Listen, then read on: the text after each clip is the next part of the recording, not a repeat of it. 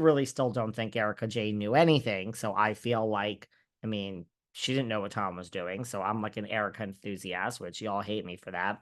I don't really have a problem, believe it or not. And now you'll really hate me with what Alexis is doing this season. I don't hate her as much as all of you. And we're going to talk about that later because I want to talk about her on Watch What Happens. But it's just in her delivery. I feel like she's like Erica. It's like when Erica was just not paying attention, it was like this and that and fuck the victims and whatever. It's just in your delivery, girl. Like you could have softened the blow a little bit, although I don't think you really did anything wrong. I feel the same way about Fun Lexi. I'll have to be honest with you. It just kind of came to me when I was watching the episode 2 days ago that I don't really have a problem with anything Alexis is doing, really. If you want my opinion, I mean, let's save that though. Before I plead her case with Johnny J, let's save that till we get into Watch What Happens. So basically, Alexis says, "Why is this on me? Shannon crashed her car into a house and she's still drinking. Why is this my problem?" Kind of has a point. Oh, you know what? Okay, you know what? Let's just get into this now. This is why I really don't have an issue with it because on Watch What Happens, one of the things they did is they explained, John, when he was explaining why he won't take the $75,000, he's like, they want me to sign a non-disparagement clause. And look, any lawsuit that you sign or that's settled, there's always going to be a non-disparagement clause. It's not like something like I told you the other day, or maybe that's for tomorrow's show. Everyone's like, oh my God, huge setback for Andy Cohen and the case with Leah. I'm like, it's not really a huge setback. The fact that they're allowing discovery, that's called just like a normal part of the case. Well, a normal part of a settlement of any sort is a non-disparagement clause, but I get why John doesn't want to sign it. Like, I don't know. I mean, I wouldn't necessarily want to sign it either. Granted, I don't know what you really need to talk about, but I understand he thinks that he has had his name dragged through the mud, and we're going to get to what he feels is not appropriately said about him when we get to the Watch What Happens segment. But I don't know if I'd want to sign a non-disparagement clause either. It's like, don't try to silence me. I'll say whatever the fuck I want. But I also, so I kind of understand why they're not settling the lawsuit. I kind of get it. I wouldn't want to sign that either. And the other thing is, I mean, again, it's not like a Vicky or Tamra, although Tamra is the rat that scurries and she's not friends with Shannon anymore.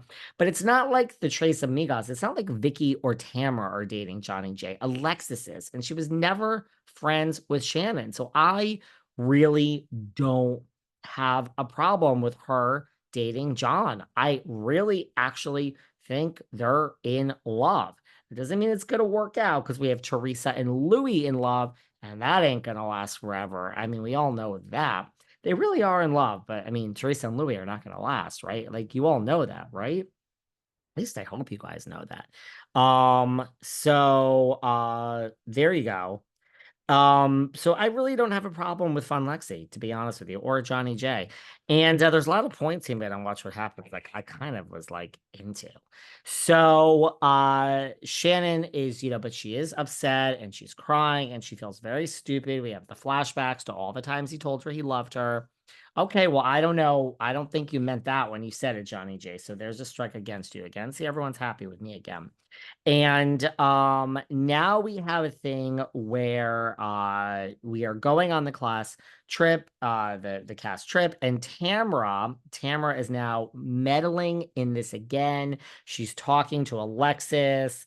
Tamra is basically now sticking up for Alexis, telling everyone that she's one step away from having a breakdown. Tamra's explaining to everyone why it's not so strange that she's friends with Alexis, even though, I mean, she did come up with a moniker Jesus Jugs, and that's like her enemy. So, I mean, I have more of a problem with Tamra, believe it or not, than Alexis. All right. So, Tamra does say, though, that Alexis is not that girl with bad intentions. I hate to break it to you. I believe it. I believe this. I believe this. I don't think she has bad intentions. She's in love. I really think they're in love. I have to say, he seems happy. And by the way, I mean, it's not really a big deal, but it just dawned on me because I was reading something in regarding relationship to this whole episode. I didn't realize that. I mean, I guess I it makes sense. I didn't realize that Johnny J is 61 and Alexis and Shannon is 60 and Alexis is 47. Now, 47 to 60 isn't that big a deal, but it is, right? I mean, that's like 14 years. So, yeah, he's 61, so it's 14 years, 47. So, I'm starting to get it. I get it. I get it. I get it. But I think they're really in love and I think they might last. So there you go. Now we have Heather. Believe it or not, Sarah and I were invited to this party, this equality party. We not by Heather directly, but through the industry, as the kids say. And I don't know. I think it was on a Saturday night. I didn't know it was going to be filmed and all these people were going to be there. And Sarah and I both didn't go. It's one of those things where it was like, if she, like the day came and she's like, are we really going to this? So it was one of those things where like, if she held my feet to the fire and it was like, listen, bitch, you told me you were going to go, you better go. And if I really was like, let me go, but we just got to the Saturday. I'm like, I don't feel like dressing up and going to this fucking thing. But we were invited. So there you go. Heather's doing good. And she's going, it's the equality and blah, blah, blah. You know, I gotta give it to I've said this before, Emily and Gina, man. Where have they been? Where have I been? I've really not given these two enough credit. They're at the dinner where Emily's asking, what is this? And I think Heather says it's cheese, and then she spills the cheese down her shirt, and she's like, I have cheese down there. So brilliant. So brilliant. Really funny. I mean, now we have Katie. You know, I know everyone likes Katie and she kind of came out of the gate hot. And I actually liked Katie. I gotta be honest with you. I'm starting not to like love Katie. You know what it is? There's so much other stuff going on. I'm so much more interested in Shannon and Alexis and even Gina. Gina's having a great season. I am so sorry. I'm apologizing again to Emily. I'm apologizing again to Gina. Other than Tamrat and Vicky and Shannon and Heather, those are the only four. I mean, Kelly Dodd's ass is kicked to the curb and she ain't ever coming back. Shannon, Vicky, Tamra, and Heather. That's it. Emily and Gina are right after those four as the longest running OC housewives. Longer than Gretchen, longer than Fun Lexi. I mean, I really haven't given these two enough credit. Gina's having a great season, and I feel it's authentic. I feel like so this whole thing with Katie, and we're going back to the paparazzi, and like now Gina's involved. I mean, who cares about this? Yes, Heather called the paparazzi, I'm sure, on herself. Who cares? We're not going back to the whole Lisa Vanderpump and you're selling stories. And does anyone care? So I don't know. But this whole thing, and then Katie, and then Gina's involved. And then later on, it comes out that, you know, Katie apparently told Heather, like, Gina's just right. Katie told Heather that Gina's just using you for your real estate connections.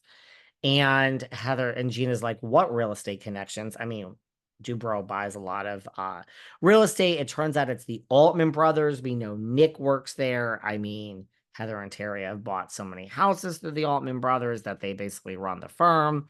But Gina makes it very clear she doesn't want to fucking go work at the Altman brothers. So thank you for that, Gina. It turns out that Heather was pissed at Gina because she was told that you're using me just for my real estate connections. But Heather breathes and says, oh, I don't believe that. I get it. It's not really true. So there you go. She has the fashion show, and Emily's past comes flooding back to her. And, you know, when it says, oh, wear this is loose. So you're wearing the same dress as Alexis. Well, Miss Emily Simpson, that brought up so many issues that if I wear the same dress as Alexis and she's thin and I'm not. And so Emily's basically fat shaming herself, even though she's lost a ton of weight, Thank you, Ozempic. I love my Ozempic, but it doesn't work after a minute. So there you go. Gina's being funny and she's saying, why am I always in fucking trouble? I mean, also, Heather's not buying any more houses in the OC. I mean, she could. She doesn't have fucking money, but it's all in LA. So I don't know how that's going to help Gina in her real estate career. If you want to work at the Altman Brothers, we'll get you in. Just pick up the phone, call Joshy Boy. He'll hire you. You're on TV, whatever. Who cares? I mean, it's an independent contractor, right? Here I am lost in the weeds. I mean, it's not like they're giving you a salary. Why not? I'll hire you, you know? So then Katie, so it turns out Gina's like, first of all, that's Gina's friend she brought on the show. It's always the one when you bring the friend on, right? I mean, but then Gina's like, you're basically lying about everything. And then Katie has a point. Why would I come on a show or into a friend group and lie about everything? But I tend to believe that she's actually lying about everything, if you really want my opinion. Kind of believe Gina on this one. I kind of believe everyone else on the paparazzi.